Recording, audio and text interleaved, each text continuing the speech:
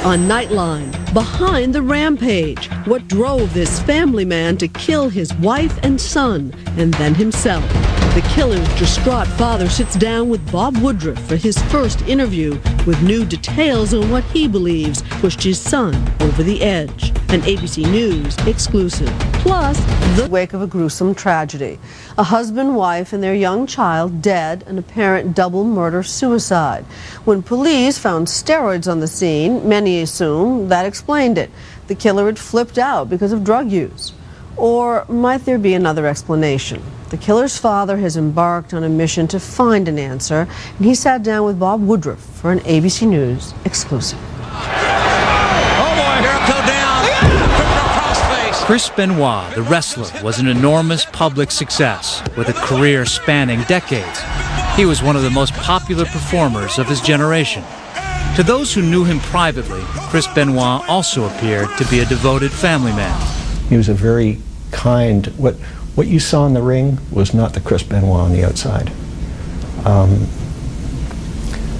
He loved to be at home playing with his children. That's where he wanted to be. So when Chris's father, Michael, first learned of his son's death, the gruesome details made no sense. He phoned me on Father's Day, which was a week before. And I said, you know, how are you going? What are you doing? And he said, unfortunately, Dad, I'm on the road. It's Father's Day today. I wish I was home with my family.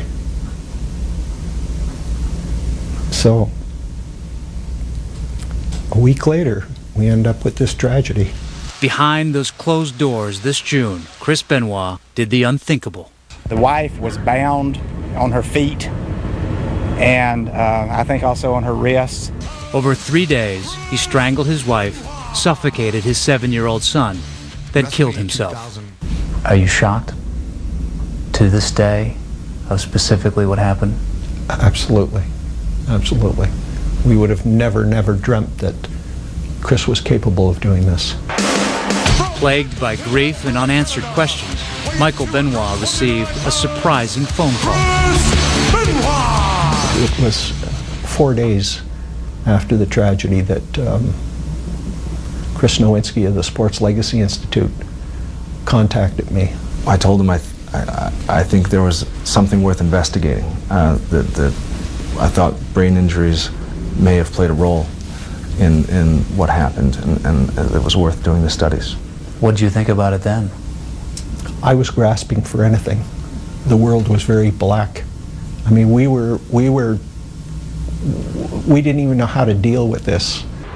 A former professional wrestler, Chris Nowinski, has dedicated himself to studying the long-term effects of concussions after struggling with the effects of his own multiple concussions.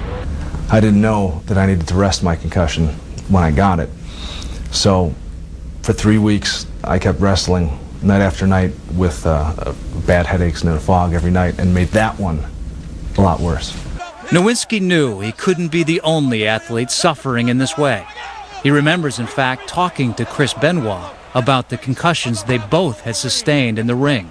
The reason that I really wanted to look into this case was because Chris had told me that, you know, we talked about our concussion histories, that he had more than he could count.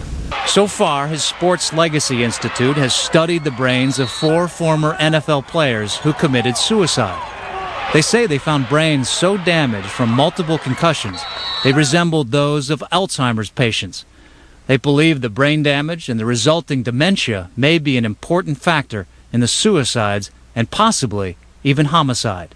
The problem here, and sort of the lesson here, is that I don't think any of us prior to very recently have realized that concussions can affect your brain in such a drastic way at such a young age.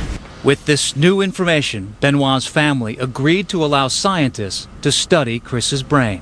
When we did an examination on his brain, what we found was very similar to what we found in 4 previous NFL players.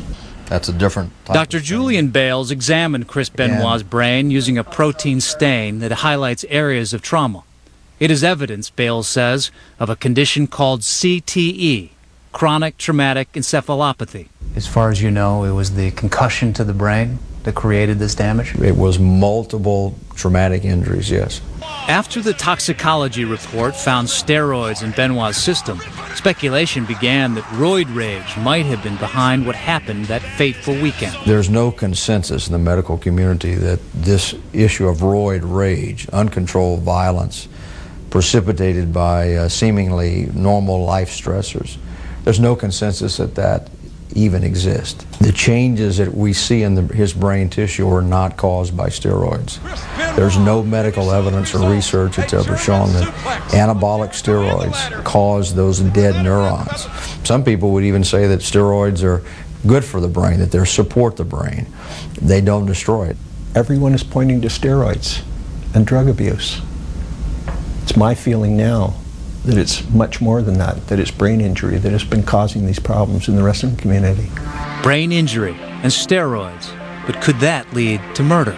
There are actually a lot of people who say, look, and he killed somebody, killed his child, his wife, and then committed suicide. Is that what happens to people when they have brain problems, injuries? I think we don't have the answer. When we come back, the effort to answer that very question.